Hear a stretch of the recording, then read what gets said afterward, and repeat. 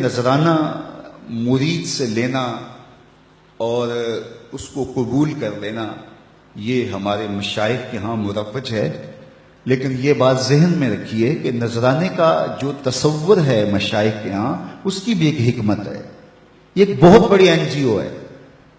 سارے مریدین نے آ کے اپنی حاجت اپنے پیر سے کہنی ہوتی ہے، میری بیٹی جوان ہے، شادی کا انتظام نہیں، حضرت آپ دعا کر دیجئے۔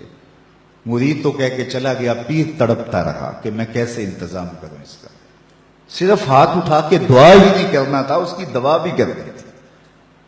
اب دوسرا مرید آیا جو امیر تھا، تو اس نے نذرانہ پیش کیا تو پیر کا دل خوش ہو گیا کہ میرے اس غریب مرید کا کام بن گیا۔ پھر اس کو بلایا اور چپکے سے اس کی عزت نفس کو ملحوظ رکھتے ہوئے اس کے ہاتھ میں دے دیا کہ بیٹا جاؤ اور اپنی بیٹی کی شادی کر لو۔ یہ ایک بہترین طریقہ کار ہے، غریبوں کو دو اور امیروں سے لو، لیکن یہ تو ان سے بھی لے لیتے ہیں جن کے گھر میں جو ہے وہ نان شبینہ بھی میسر نہیں ہے۔ کبھی آپ نے دیکھا ہے کوا بعض کا بچوں کے ہاتھ سے روٹی چھین کے لے جاتا ہے، تو یہ اس کوے کی طرح ہوتے ہیں کہ غریبوں سے بھی نذرانہ لے لیتے ہیں، جبکہ ان کے پھٹے ہوئے کپڑے اور ان کی حالت بتا رہی ہوتی ہے کہ یہ مزدور بیچارہ پتہ نہیں آج ان کے گھر میں چولہا بھی جلا ہے یا کہ نہیں۔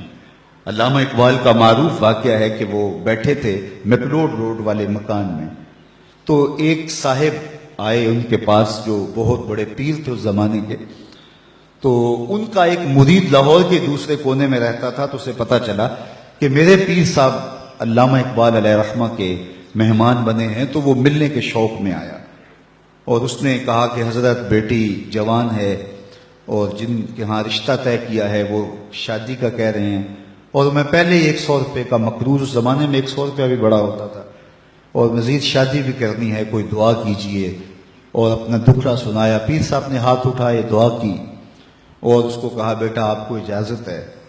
اس نے جیب میں ہاتھ ڈالا اور ایک 10 روپے کا نوٹ نکالا اور پیر صاحب کو نظر پیش کی۔ انہوں نے چپکے سے لے کے جیب میں ڈال دیا۔ اقبال کی بے ساختہ ہنسی نکل گئی۔ خیر مرید صاحب سامنے تھے تو پیر صاحب نے اس وقت تو کوئی بات نہ کی۔ جب مرید صاحب تشریف لے گئے تو اقبال سے پوچھنے لگے پیر صاحب آپ کیوں ہنسے تھے؟ کہا حضرت میں آپ کی دعا کی قبولیت پہ ہنسا تھا۔ تو آپ کو کیسے پتہ چل گیا میری دعا قبول ہو گئی؟ کہا حضرت جب آپ نے دعا نہیں کی تھی وہ 100 روپے کا مقروض تھا، جب آپ نے دعا کر دی 110 کا مقروض ہو گیا۔ اب اس کو تو دینا چاہیے تھا لیکن آپ نے اس سے بھی لے لیا۔ تو اس پر اقبال نے کہا تھا ہم کو تو میسر نہیں مٹی کا دیا بھی، ہم کو تو میسر نہیں مٹی کا دیا بھی، گھر پیر کا بجلی کے چراغوں سے ہے روشن۔ کم بیشت اللہ جو کہہ سکتے تھے رخصت ہوئے، رہ گئے قبروں پہ مجاور اور گور کن۔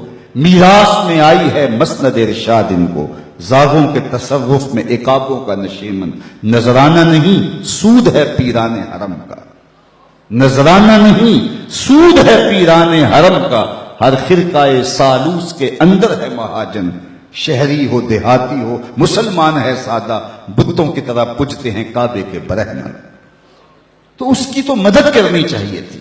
وہ دکھڑا سنانے آیا ہے، بیٹی گھر کی دہلیز پہ بیٹھی ہے، یہ تو اس سے پوچھو جس کی بیٹیاں جوان ہیں اور ان کو رخصت کرنے کے لیے باپ مجبور ہے، کس طرح اس کی راتوں کی نیند اڑ جاتی ہے اور کس طرح دن کا قرار لٹ جاتا ہے، لیکن اس سے بھی 10 روپے وصول کر لیتے ہیں۔